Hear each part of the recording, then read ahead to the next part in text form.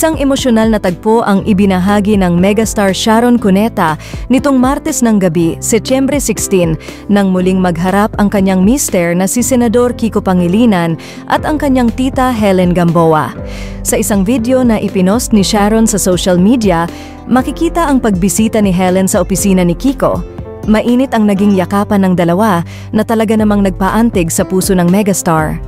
God is good all the time. The first time since 2022 that my heart was able to sing again.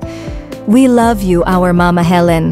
Family is love, and love always wins. Caption ni Sharon. Matatandaan na nagkaroon ng lamat ang relasyon ng pamilya noong 2022 elections nang parehong tumakbo sa pagkabisepresidente sina Kiko Pangilinan at Tito Soto. Tandem noon ni Tito Siping Lacson habang si Leni Robredo naman ang kapartido ni Kiko.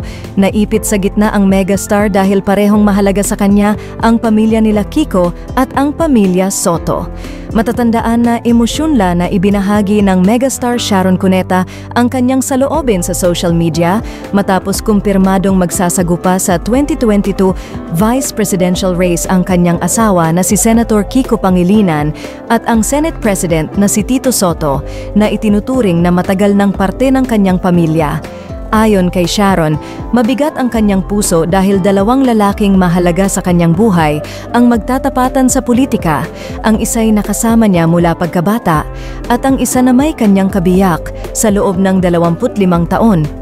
Dagdag pa ng aktres, umaasa siyang matapos ang laban sa politika ay muling maghilom ang sugat na dulot nito at hindi magdududa ang pamilya sa pagmamahal na mayroon sila para sa isa't isa.